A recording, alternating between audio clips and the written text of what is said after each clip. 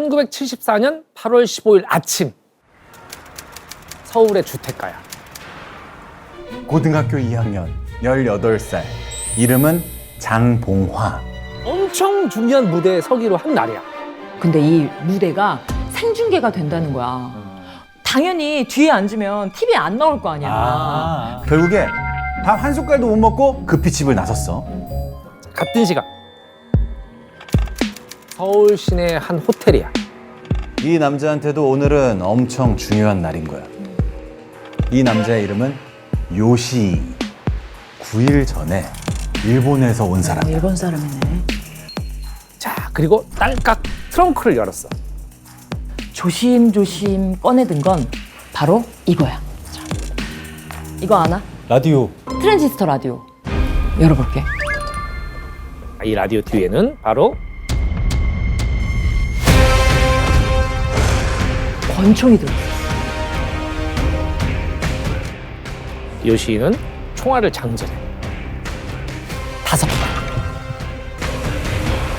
이 5발이 엄청 중요한 포인트야. 요시이는 허리에 권총을 숨기고 방을 나섰어. 요시이는 1층 로비로 들어섰지. 요시이는 구석구석 이제 빠르게 스캔을 했지. 곳곳에 경호원들이 있고 심지어 실탄을 장전하고 있어. 타겟 도착 예정 시간이 10시. 땡땡땡 로빈 괴종 시계가 울리지. 드디어 정각 10시. 현관 앞에 검은색 차들이 그냥 막 들어와서 잇따라 멈춰서기 시작해. 그 중에 하나, 번호판에 공황 장식이 새겨져 있어. 타겟은 바로 박정희. 박정희 대통령이었던 거야.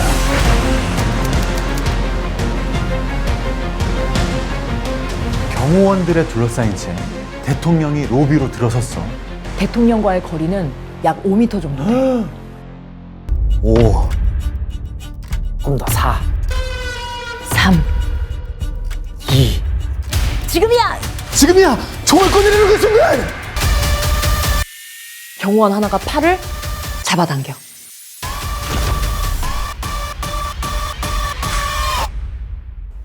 저기요, 여기 계시면 안 됩니다. 어머. 들어가실 때까지 이쪽에서 기다리세요. 움직이면 안 됩니다. 그런 사이에 대통령 행사장 안으로 들어가. 그래. 이렇게 쉬울 리가 없지. 다시 마음을 가다듬었어. 2단계 작전에 이제 들어갈 차례야. 자, 10시 5분 행사장엔 방송, 신문사 카메라들이 잔뜩 있었어. 8.15 광복절 기념식. 다음은 대통령 각하께서 경축사를 하시겠습니다. 그렇게 한 10분쯤 지났을까? 갑자기 어디서 탁 하는 소리가 들려. 바로 그때 누가 소리를 지르면서 무대를 향해 막 뛰어가. 바로 그 남자. 요시. 총을 쏘기 시작해. 제일 앞에 내가 2번째 좌석에 앉아서 근무를 하고 있었습니다. 그런데 갑자기 저놈 잡아라 하고 소리가 와 하면서 총소리가 빵 나고 벌떡 일어나서 그 뒤를 돌아보고 의자를 제껴가지고 어제 올라가가지고 총을 빼서 그쪽을 보니까 사람들이 다 일어서기 때문에 누가 뭔지도 모르죠. 그래서 총 쏠 수는 없고 그냥 각각 보호하기 위해서 단상으로 막 뛰어 올라갔죠. 남자가 뛰어오면서 총을 막 쏘니까 대통령은 재빨리 연설대 뒤로 몸을 숨겼지. 경호원들은 총 들고 막 여기저기서 뛰쳐나오고. 그 와중에 관객 하나가 요시의 발을 걸었어. 중심을 잃고 넘어지는 순간에도 요시는 방아쇠를 당겼지. 탕! 그 직후에 우당탕탕탕 사람들이 요시를 덮쳤어. 더 이상 총소리는 들리지 않았어. 다 끝난 건가? 누구 다친 사람 없나? 이렇게 둘러보는데 한 여인이 눈에 띄어. 여인. 단상 위에 의자에 쓰러져 있어. 미동도 없이. 바로 대통령 영부인 유경수 여사. 유경수 여사.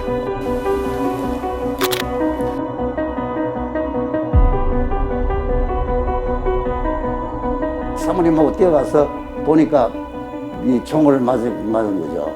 그래서 내가 안고 나는 이제 상체만 잡고 둘이서 경호원이 유경수 여사를 안고 뛰어나갔어. 이번엔 합창단 속에서 여학생들의 비명이 피투성이가 된 여학생이 합창단속에서 쓰러져 있어. 그 아까 그 여학생? 봉화? 맞아. 봉화양이었어.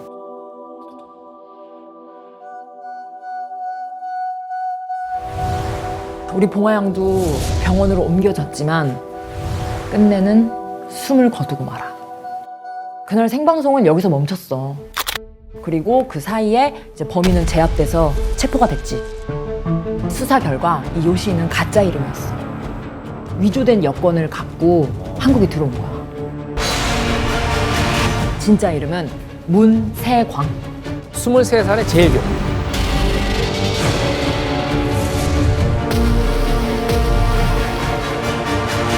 이 사건이 어떻게 되느냐? 어마어마한 음모론으로 발전을 해. 사건 초기부터 나온 음모론은 이거야.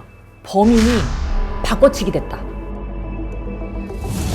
유경수 여사를 쏜 사람이 따로 있다는 거야. 그래서 저격수가 따로 있었던 거 아니냐? 한 명이 더 있다. 뭐 그런 식으로. 무대 오른쪽에서 총성이 났다. 그 저격수는 왼손잡이였다. 뭐 이런 음모론들이. 자, 모든 의혹의 시작은 이거야. 총알이 몇 발이 발사됐느냐. 자, 문세강 권총에 총알이 몇 발 들었다고 했지? 5발. 5발. 그치, 5발.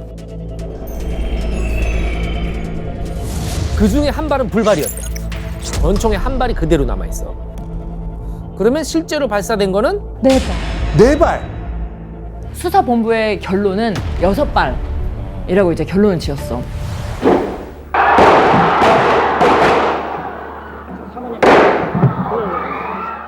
근데 듣기에 따라서는 7발이라는 사람들도 있어.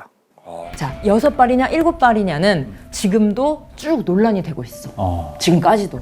근데 어쨌든 분명한 건 문세광이 쏜 건 4발. 그러니까 적어도 2발 또는 3발은 문세광이 쏜 게 아니란 얘기잖아. 그러네. 아무튼 다음 날이 돼서야 감식반이 현장에 출동했어. 기본은 총알과 탄은을 찾는 거야. 첫 번째 탄원이 어디서 나왔느냐? 문세광이 앉아 있었던 이 자리. 이 자리에 첫 번째 탄원이 발견돼. 그 맨 처음에 탁 했던 소리 있지. 큰 소리.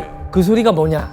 문세광이 소리치면서 총을 꺼낼 때 잘못 쏴서 이 허벅지를 지나가면서 의자에 박힌 거야.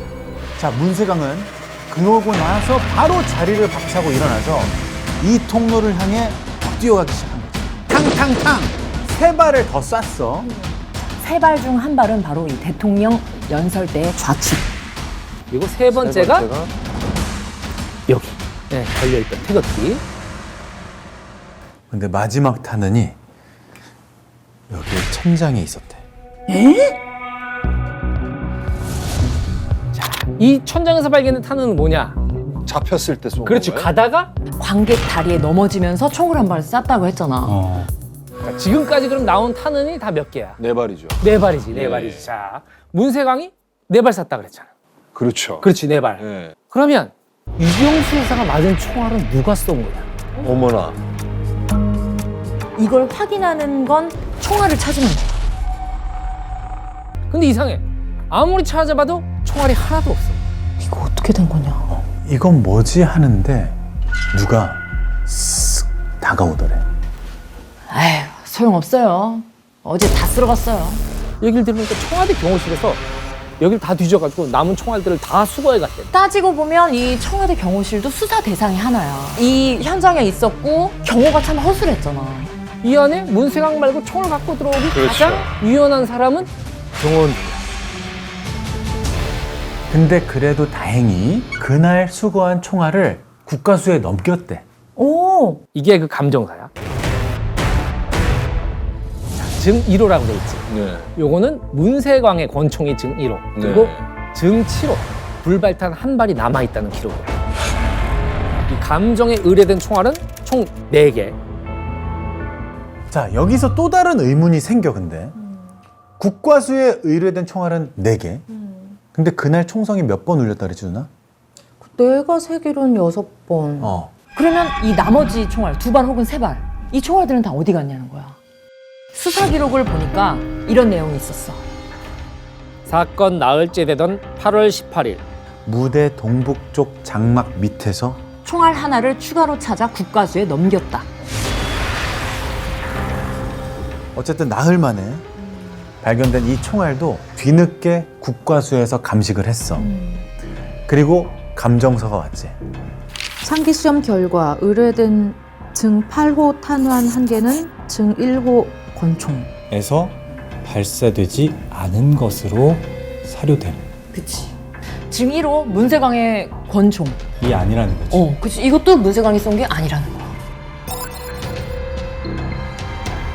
국과수에서 넘어온 총알은 이렇게 5개가 단데 이경수 여사를 쏜 총알은 어디에도 없어.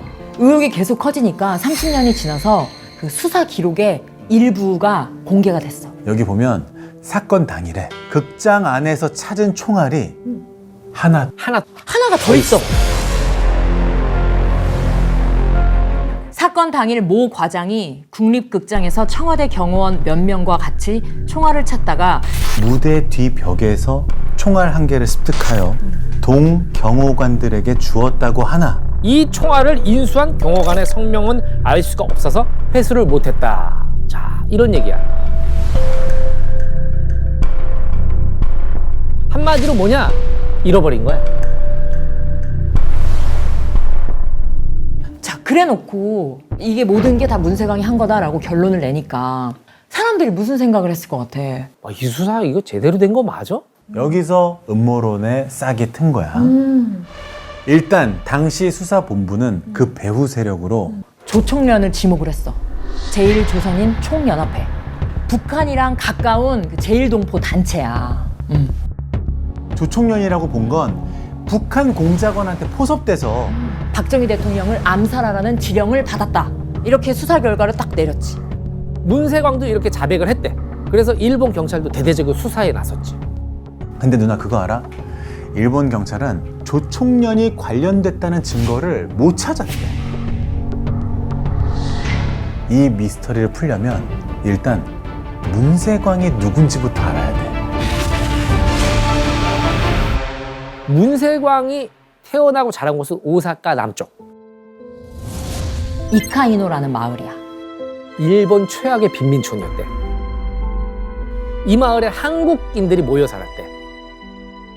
이 문세광도 어릴 때는 똑똑하고 공부도 잘했대. 뭐 전교 부회장도 하고 모범생이었대. 근데 어느 순간 비뚤어지기 시작했어. 제1동포들이 그때 엄청나게 차별을 받고 천대를 당했어. 일본 학생들한테 막 두들겨 맞고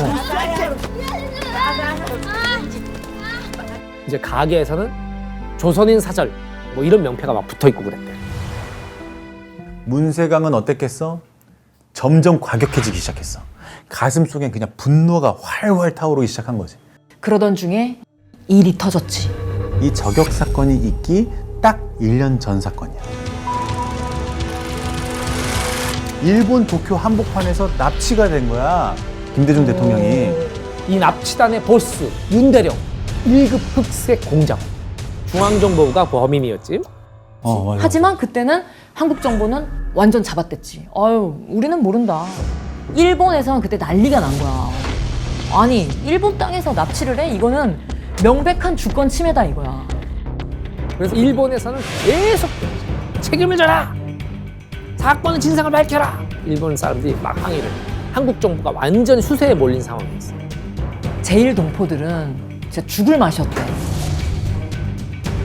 가뜩이나 그런 사건이 없을 때도 온갖 핍박을 다 받고 있었는데 손가락질이 더 심해진 거야. 제1동포들이 이 핍박 때문에 김대중 구출위원회까지 결성을 하고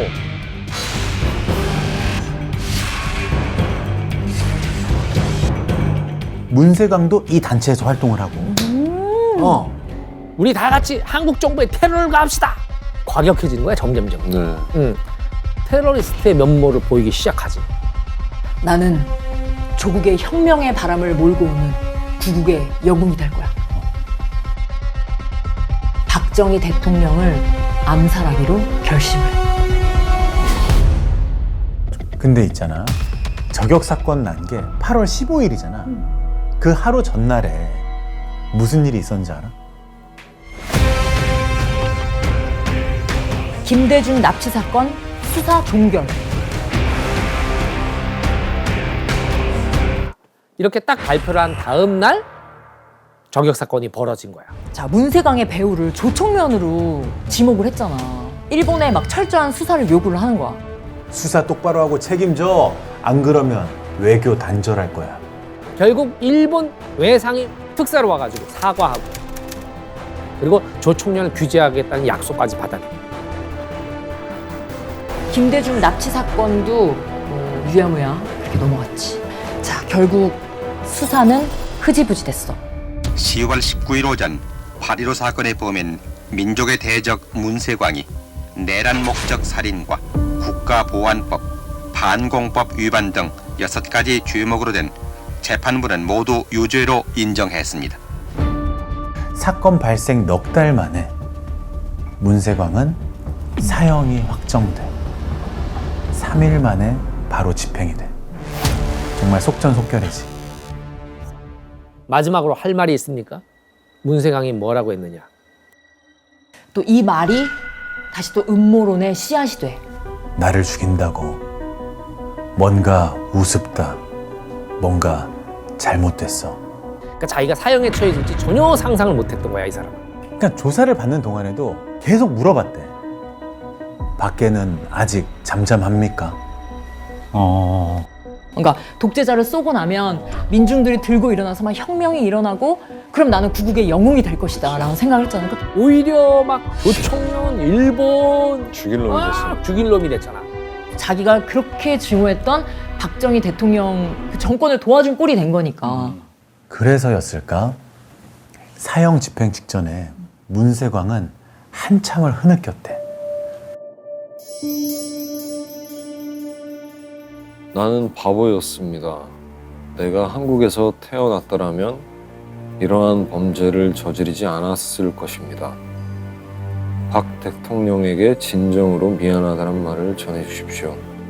국민들에게도 미안하다는 말을 전해주세요. 유교사와 죽은 여학생의 명복을 저승에 가서도 빌겠습니다. 아이스라에게 속아서 이러한 과오를 범한 나는 바보였으므로 사형을 당해도 당연합니다. 아이스라. 아이스라. 근데 이 아이스라 저놈들 이 단어를 갖고 해석이 또 분분해. 그러니까 각자가 자기 유리한 대로 해석을 했대. 자, 23살의 테러리스트 문세광. 문세광은 이런 결말을 상상이나 했을까?